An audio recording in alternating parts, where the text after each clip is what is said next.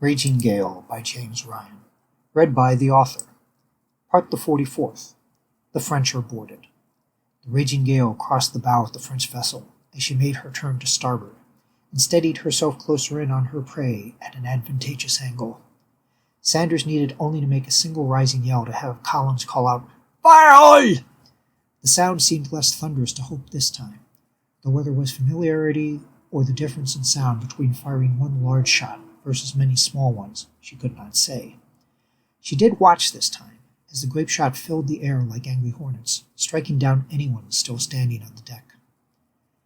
The French ship did not respond as the gale crossed before her cannons. Hope saw the crew that would have fired on them sprawled atop their pieces, cut down by the last volley.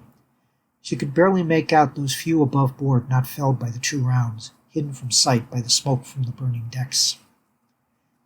"Ready change starboard!" Sanders cried out as she coaxed her bringing team to turn again for another pass at her prey. Hope watched the captain ply the rudder, moving the till as though it were her dance partner.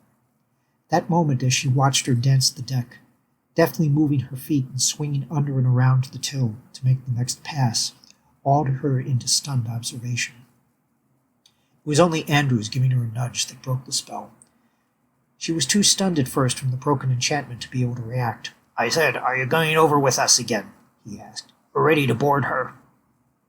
Hope caught one last sight of the dance Abigail had with the gale. She could tell the dance was ending just by how she stepped around and held the till, without needing to see how the mast yards of her ship nearly touched those of the French vessel. As the gale prepared to board her prey alongside her, starboard to port, the pirate crew readied themselves for action. The growls they had when they fired on the French subsided as they drew closer, each one's ears listening for any danger. The only sound greeting them, however, were cries of anguish from the wounded and dying, between the crackles of fire from the merchant's forecastle. The still waters, as the decks came together, calmed the crew of the gale, their murderous rage now a wary, slow advance. What men were alive weakly cried, "Espagnol," and "Pour l'amour de Dieu." Hope watched as Kelly, Sachs, and Garland, who were closest to the wounded, responded to their cries with their axes, finishing off the victims and sending them to their maker. "So where be the rest of them?" Captain Sanders asked loud. "This be too small a compliment to both man the guns and sailor. Keep your eyes sharp. If ye see what you think to be a mouse hiding in the scuppers, go for it, as ye might find the rest of the crew that way." Hope tried to stay close to the mainmast, the better to climb it should the French have had a surprise. A surprise the French sprung, as a muzzle emerged from the door to the captain's quarters with an angry blast. Thank you for taking this moment with me.